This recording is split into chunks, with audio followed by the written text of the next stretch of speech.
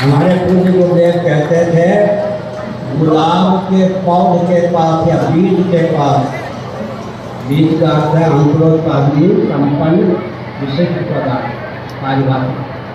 कोई व्यक्ति क्या कहे, गुलाब के बीज के पास जाता है, एक गुलाब के पौधे या बीज पत्तियों को उत्पन्न कर सकते हो, कांटों को उत्पन्न कर सकते हो, लेकिन पराग मकरम से युक्त पुष्पों को अभिव्यक्त नहीं कर सकते। पुरानी भाषा में कहूँ तो गुलाब कहेगा तेरी ऐसी की तैसी।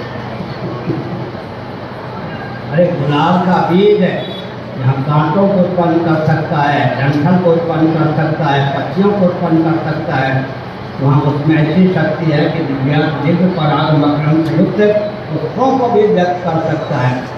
इसी प्रकार कोई कहे ईश्वर जगत बना सकते हो, जीवों को 84 लाख योनियों में भेज सकते हो, स्वयं अवतार नहीं ले सकते, स्वयं के लिए दिव्य विग्रह को व्यक्त नहीं कर सकते। भगवान कहेंगे तेरी ऐसी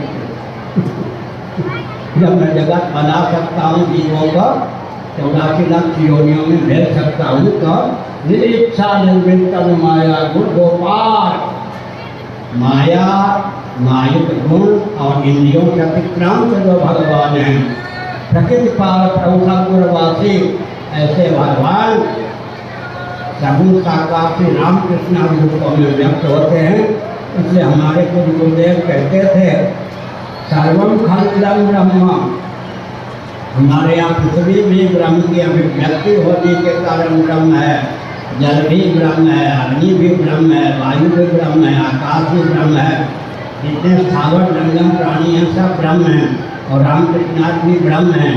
दोनों अंतर क्या है, पृथ्वी इत्यादि और जितने जीव हैं सावरण ब्रह्म है, भगवान रामकृष्णाथ निरावरण ब्रह्म है। भगवान रामकृष्णाथ निरावरण ब्रह्म है। थोड़ा ध्यान देकर सुनिए, वेदांत प्रस्थान के अनुसार अवतारवाद में हीनता नहीं प्राप्त होती, बल्कि सबसे समझल सिद्धांत वेदांत प्रस्थान के अनुसार ही अवतारवाद का सिद्ध होता है। तुलसीदास जी ने क्या लिखा, चिदानंदमय देह तुम्हारी विगत विकार ज्ञान अधिकार, विगत विकार विकार कर सकता है, चिदानंदमय देह तुम्हारी विगत विकार ज्ञान अधिकारी। भगवान श्री रामकृष्ण आदि का जो श्री विग्रह है, उसका निमित्त कारण कौन है, उपादान कारण कौन है, एकांत में बैठ करके इस पर विचार करना चाहिए। ये बताते रहेंगे।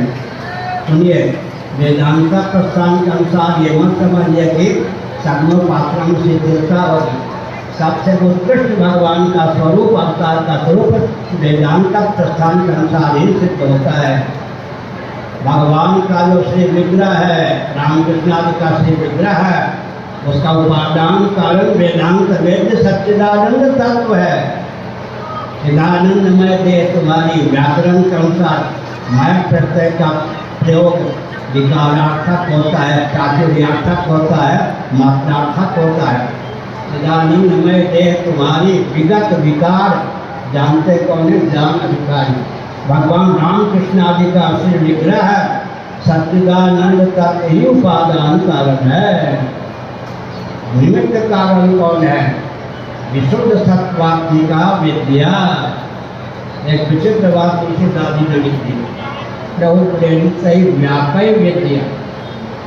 हमारे कुछ गुरुदेव ने कहा श्रवण करो, मनन करो, निधिध्यासन करो, लेकिन करुणा करुणालय सर्वेश्वर के हृदय में जब मचल उत्पन्न हो, इस जीव का उद्धार करना है, अपनी जो विद्या उपाधि है उसकी एक रश्मि छोड़ देंगे तो जान, जैसे अग्नि के चिंगारी फूल राशि पर हुई राशि पड़ जाए, दाहक बन जाए, इसी प्रकार भगवान के हृदय में मच्छर उत्पन्न करें। हम अपने बलबूते पर भवसिंह नहीं कर सकते, बस जैसे बालक मच्छर उत्पन्न कर देता है माता पिता के हृदय में, वैसे ही भगवान के हृदय में मच्छर हो जाए, मच्छर उत्पन्न हो जाए तो जीव का उद्धार करना है। अपनी जो विद्या माया है उसके एक रश्मि प्रभु प्रेरित व्यापक विद्या, अपनी उपाधि एक रश्मि कैसे व्याप्त हो, वही भगवान की प्रेरणा है। विद्या की एक रश्मि जीव को व्याप्ति है, जैसे प्रचंड अग्नि हो, उसकी एक रश्मि जाकर फूल राशि पर रुई राशि पर गिर जाए, रुई जलने लगती। इसी प्रकार भगवान की जो विद्या है, एक रश्मि जब भगवान की कृपा से जीव को प्राप्त हो जाती है तो जीव शिव हो जाता है, अपने शिवा स्वरूप को समझ लेता है। इसलिए भगवती सीता का मुख अंग अवसर पाए। उसके दादी ने कहा, लीला देवी भगवती सीता जी, जब भगवान राम का मूड आप ठीक देखें, माने व्यक्त न हो, युद्ध इत्यादि में संलग्न हो, तब भगवान कहे कहो कहो कुछ मांगो, कहिएगा। तुलसीदास नामक एक व्यक्ति आपका नाम लेकर पेट भरता है, हाथ पांव चलाता है, आप तक पहुंचने की क्षमता अपने बलबूते पर उसमें बिल्कुल नहीं है। प्रभु जरा कृपा कीजिए, भगवान के हृदय में मचल उत्पन्न कर देना, यही हम जीवों की साधना की सफलता है।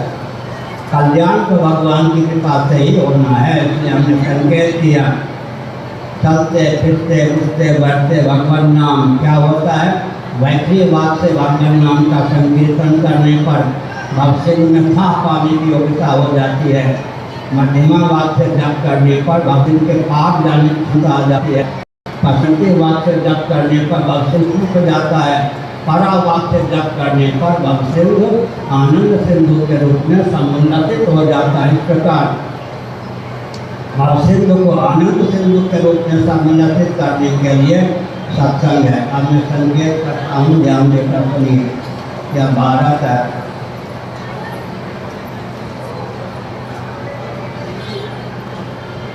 ये बिलासपुर का विलास है, उसी प्रेम उत्सव है, आना जाना